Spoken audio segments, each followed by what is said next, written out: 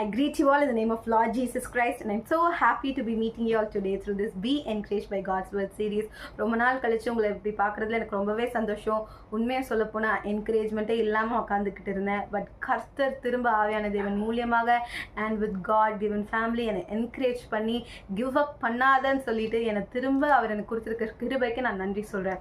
So இன்றைக்கான தலைப்பே என்ன தெரியுமா? டு நாட் கிவ் அப், விட்டு கொடுத்துடாதீங்க அப்படின்றதுக்காக தான். அநேக நேரத்தில் நம்மளுக்கு நடக்கிற சில காரியங்கள், சூழ்நிலை நிமித்தம் இல்லை ஏமாற்றங்கள் நிமித்தம், உங்கள் மேலே உங்களுக்கு ஒரு ஏமாற்றத்தினால இல்லை பிறர் உங்களுக்கு செய்ததுனால நம்ம விட்டு கொடுத்துடுவோம். வாழ்க்கையில் விட்டு கொடுத்துடுவோம். எதுக்கு வாழணும் அப்படின்னு யோசிப்போம். இல்லைன்னா செய்ய வேண்டிய காரியங்களை செய்யாமல் இருப்போம். நம்ம ரெஸ்பான்சிபிலிட்டிஸில் விட்டு கொடுத்துடுவோம்.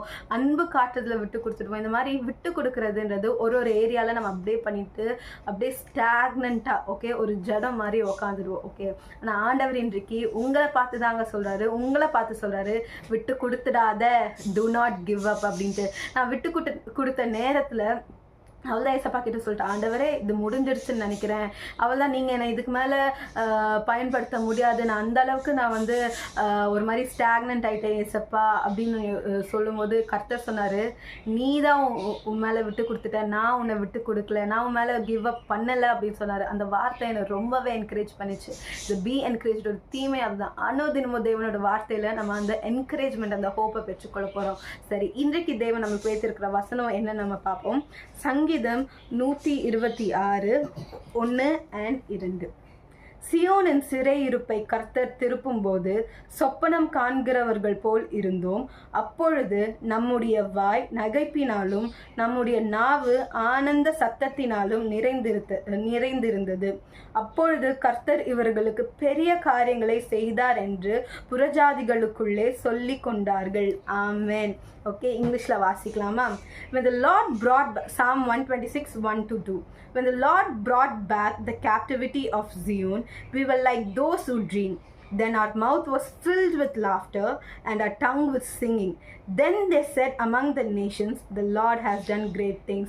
நம்ம விட்டு கொடுத்துட்ட போது, நம்ம கிவ் அப் பண்ணும்போது நம்ம வாய் பேசாது, நம்ம இருதயம் சோர்ந்து போயிருக்கோம், நம்ம சிந்தனை கூட ஒரு பாஸ்க்கு வந்திருக்கோம். ஆனால் கர்த்தர் என்ன சொல்றாரு, உன்னோட சிறை இருப்பை நான் திருப்ப போறேன்.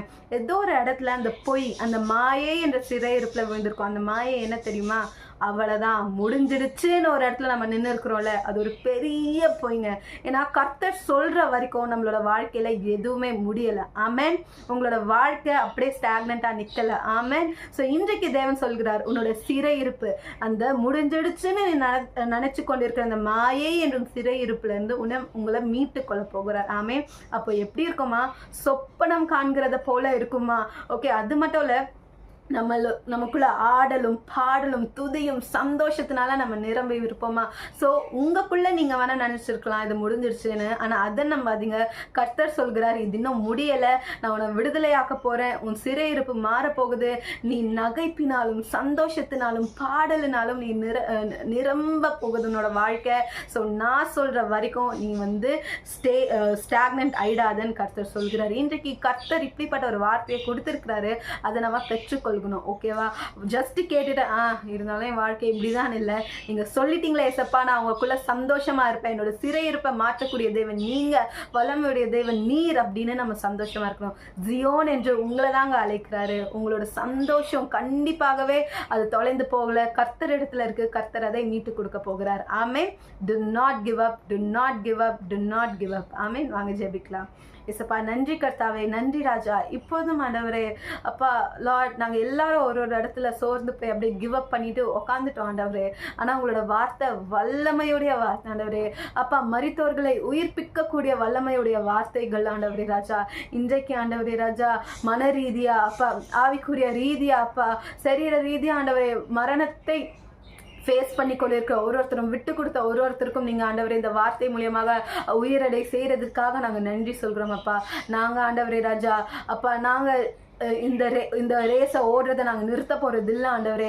எங்களோட பலன் உங்ககிட்ட இருந்து வரப்போகிறது கர்த்தாவே. நாங்கள் இந்த ஓட்டத்தை உமக்குள்ள உண்மை முற்றமாக ஓடிக்கொண்டே இருக்க போகிறோம் ஆண்டவரே. உமக்காக ஓட போகிறோம், எங்கள் குடும்பத்திற்காக ஓட போகிறோம், உம்முடைய நாமத்தை மகிமைப்படுத்த நாங்கள் ஓடிக்கொண்டே இருக்க போகிறோம் ஆண்டவரே. எங்களோட பலன் நீராகவே இருக்கிறீர் ஆண்டவரே. அப்பா, நாங்கள் எந்த இடத்துல சுயத்தில் சாய்ந்திடாதபடிக்கு எங்களுக்கு கிருபை தாங்க. எங்களை சாத்தான இடத்துலையும் மனிதர்களிடத்திலும் விட்டு கொடுக்காம இருந்ததற்காக நன்றி. கலங்கின எங்களை நீர் கண்டதற்காக நன்றி ஏசப்பா. வி லவ் யூ ஏசப்பா. நாங்கள் உங்களை நேசிக்கிறோம். இயேசுவின் நாமத்தினால் ஜெபிக்கிறேன் ஜீவனில் நல்ல பிதாவே. ஆமென். ஆமென். God bless you. Have a blessed day ahead.